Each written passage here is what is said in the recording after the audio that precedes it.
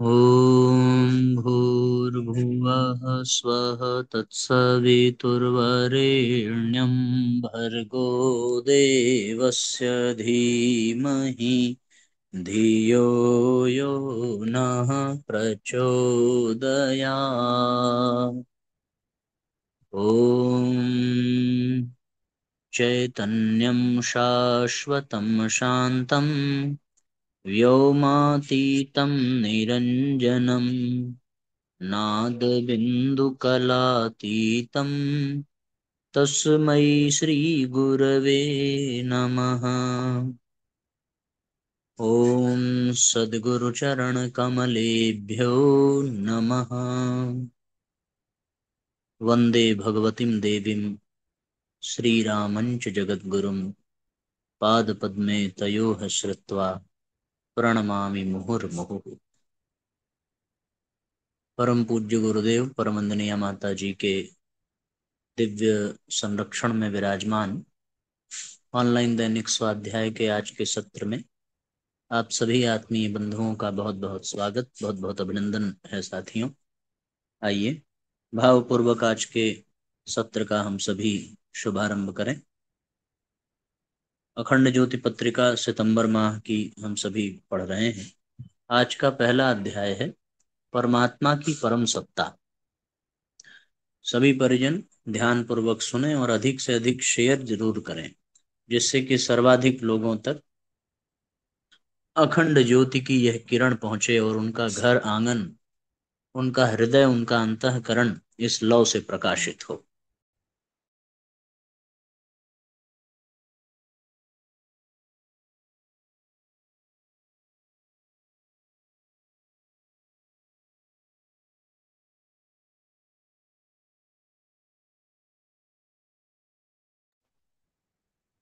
परमात्मा बुद्धिगम्य नहीं, भावगम्य है।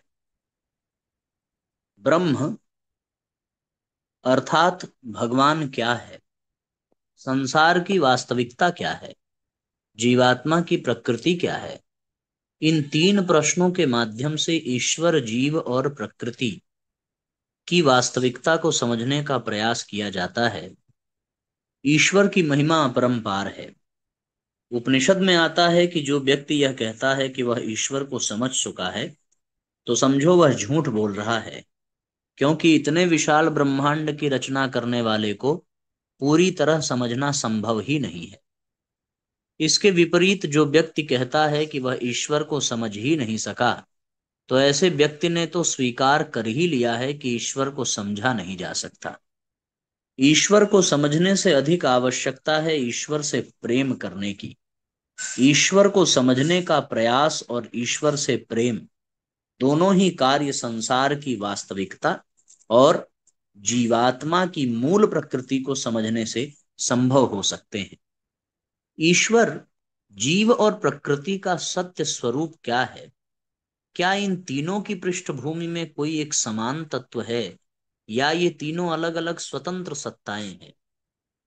अर्जुन जब युद्ध के दृश्य को देखकर किंग कर्तव्य विमूढ़ हो रहा था, तब वह समझ नहीं पा रहा था कि युद्ध करना चाहिए या नहीं। ऐसी परिस्थिति में योगी राज श्री कृष्ण ने अपने ज्ञान के बल पर वैदिक जीवन पद्धति का सार गीता के रूप में अर्जुन के समक्ष प्रस्तुत किया। गीता का सारांश यही है कि व्यक्ति को निष्काम भाव से अपने विवेक का प्रयोग करते हुए अपने सामने आने वाले कर्म को संपन्न करना चाहिए। कर्म के परिणाम स्वरूप मिलने वाले फल पर ध्यान नहीं देना चाहिए। इस सिद्धांत के अनुसार चलने वाले व्यक्ति की सीधी और सुदृढ़ आस्था ईश्वर के प्रति बन जाती है। योग दर्शन में इसी आस्था को ईश्वर प्रणिधान अर्थात ईश्वर के प्रति पूर्ण समर्पण के रूप में व्यक्त किया गया है। ईश्वर के प्रति पूर्ण समर्पण केवल ज्ञान या समझ के आधार पर नहीं आ सकता। इसके लिए ईश्वरीय शक्ति के प्रति एक निर्मल प्रेम भाव भी आवश्यक है। ईश्वर के प्रति निर्मल प्रेम भाव ही गीता का योग दर्शन है। यही प्रेम भाव वेदांत और चारों वेदों का सार है। इस प्रेम भाव को मन में धारण करके यदि कोई ईश्वर प्रेमी प्रकृति की किसी वस्तु जैसे वृक्ष या सूर्य, चंद्र, आकाश, वायु, जल, पृथ्वी आदि से पूछे कि तुम कितने शक्तिशाली तत्व हो, तुम्हारी शक्ति का स्रोत अर्थात दाता कौन है, इन सब प्रश्नों का सरल उत्तर प्राप्त होगा कि प्रकृति की सारी शक्तियों का मूल स्रोत ईश्वर के अतिरिक्त और कुछ नहीं है। प्रकृति की अनगिनत वस्तुओं में अनेकों भिन्नताओं के बावजूद उन सब का पिता अर्थात उनका रचयिता केवल एक परमपिता परमेश्वर है। उस सर्वोच्च सत्ता को भी भले ही अनेकों नामों से संबोधित किया जाए, पर वह सत्ता अपने आप में एक ही सत्ता है, जो सर्वत्र विद्यमान अर्थात सारी सृष्टि का कण कण में समाई हुई है। इस साधारण ज्ञान के स्तर पर खड़े होकर जब व्यक्ति कण कण में भगवान को महसूस करने लगता है, तो भगवान का प्रेम उस व्यक्ति के माध्यम से सारी सृष्टि को भी मिलने लगता है।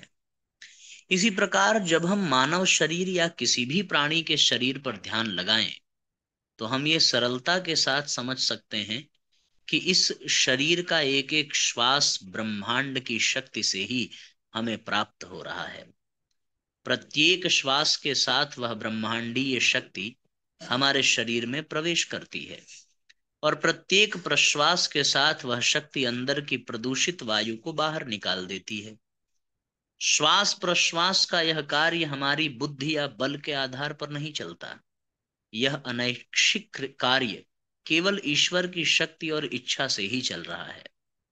सृष्टि के सारे प्राणी एक ही ब्रह्मांडीय शक्ति से ही जीवन प्राप्त कर रहे हैं।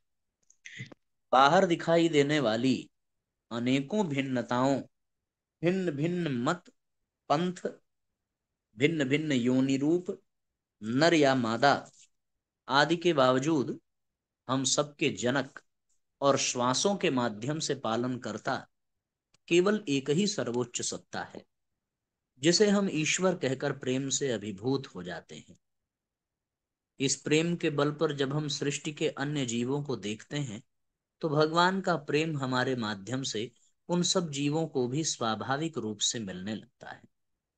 प्रकृति और जीव की सत्ता दिखने में स्वतंत्र दिखाई देती है, परंतु वास्तव में सारी सृष्टि के प्रथम पिता के रूप में भगवान की सत्ता के अतिरिक्त अन्य कुछ भी नहीं है। हमें अपने विवेक का प्रयोग भी केवल उस विशाल ईश्वरीय शक्ति के चिंतन और उस पर ध्यान एकाग्र करने में ही करना चाहिए। ऐसा करने से हमारी बुद्धि और विवेक भी उस ईश्वरीय व्यवस्था के अनुकूल ही आचरण करने लगता है। एक माने में हमारे जीवन को ईश्वर रूपी पथ प्रदर्शक अस्थायी रूप से मिल जाते हैं। इस समस्त संसार का मूल परमात्मा है, परंतु हम संसार के विभिन्न रूपों में इतना निमग्न हो जाते हैं कि उसकी सत्ता का आभास ही नहीं होता। यह आभास केवल पवित्र भावनाओं के माध्यम से ही संभव होता है। साथियों, यहाँ इस अध्याय में यह बात स्पष्ट की गई है कि जीव, प्रकृति और ईश्वर, ये तीन घटक हमें अनुभव में आते हैं। जीव यानी हम स्वयं, प्रकृति यानी ये संसार जिसमें हम रह रहे हैं, और ईश्वर यानी जिन्होंने हमें और इस संसार को बनाया। इन तीनों का सूत्र संचालक वह परमात्मा ही है। चूंकि उसने बनाया है, सो कण कण में वह व्याप्त भी है। हम सब जीव उस ईश्वर को यदि समझना चाहते हैं, तो केवल प्रेम के द्वारा ही उसे पाया जा सकता है, समझा जा सकता है, क्योंकि प्रेम ही परमात्मा का स्वरूप है। परमात्मा सबसे प्रेम करता है और कुछ नहीं करता। विशुद्ध प्रेम केवल और केवल परमात्मा ही कर सकते हैं, दूसरा और कोई कर नहीं सकता। और परमात्मा में प्रेम की प्रगाढ़ता इतनी अधिक है कि परमात्मा ही प्रेम है, प्रेम ही परमात्मा है। यहाँ ये समझने की आवश्यकता है, जैसे व्यक्ति चोरी करते करते चोर कहलाने लगता है, उसी तरह प्रेम करते करते परमात्मा और प्रेम ये दोनों एक दूसरे के पर्याय बन जाते हैं। जैसे वह व्यक्ति चोरी करने के कारण चोर और वह व्यक्ति एक दूसरे के पर्याय बन जाते हैं, है ना। तो प्रेम ही परमात्मा है, परमात्मा ही प्रेम है।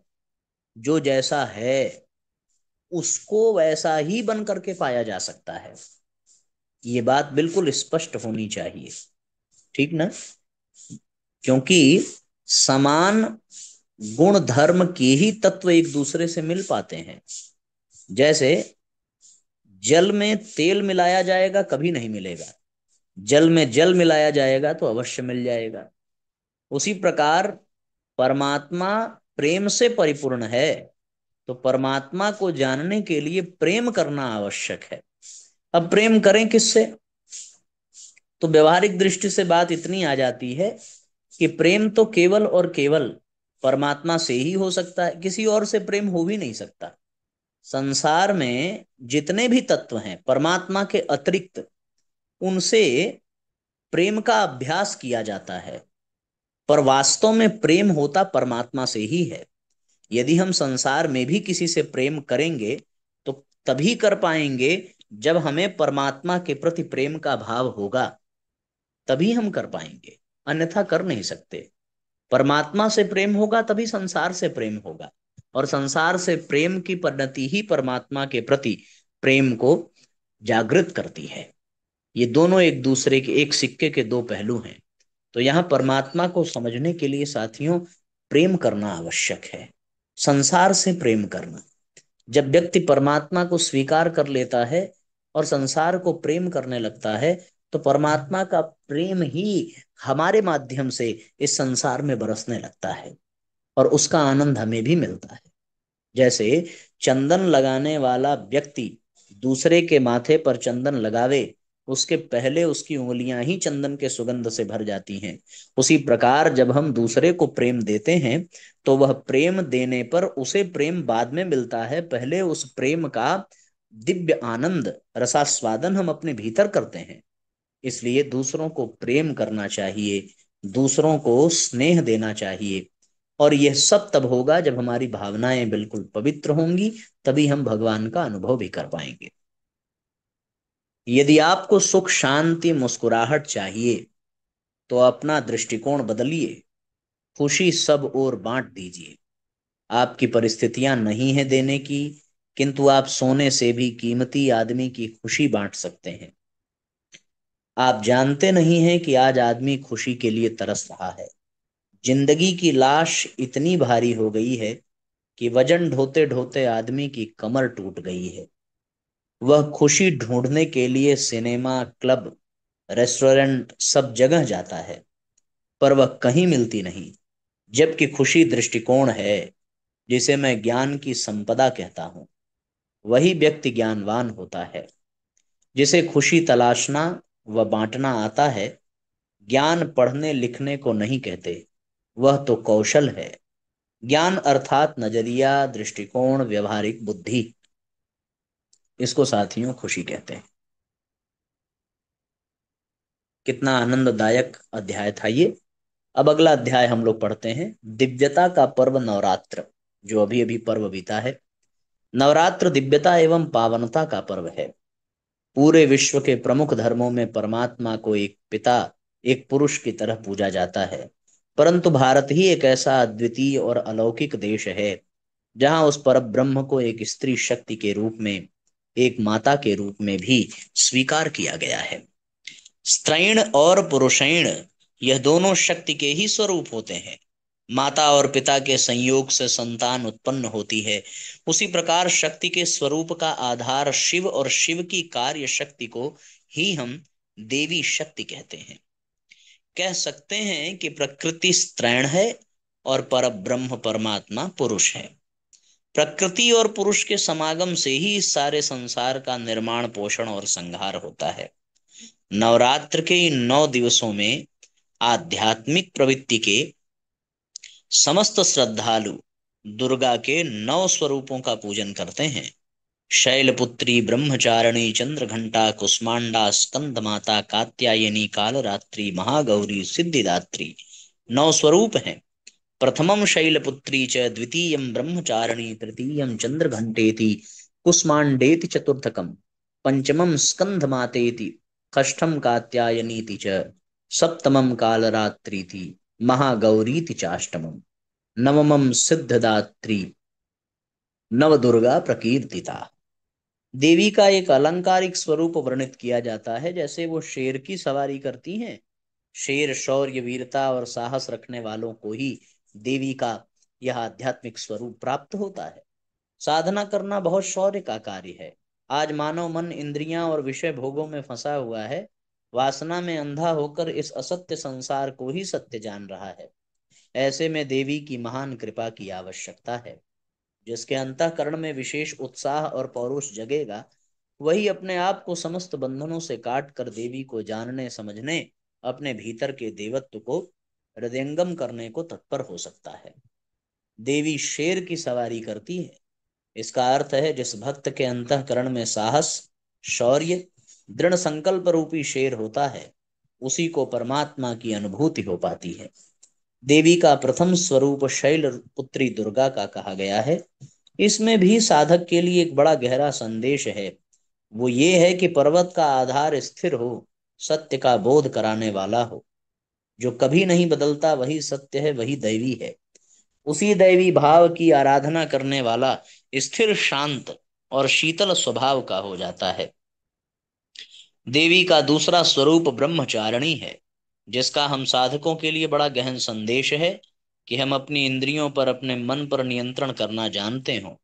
ऐसा नहीं कि संसार का आकर्षण है और उसको जबरदस्ती साधक दबाता है।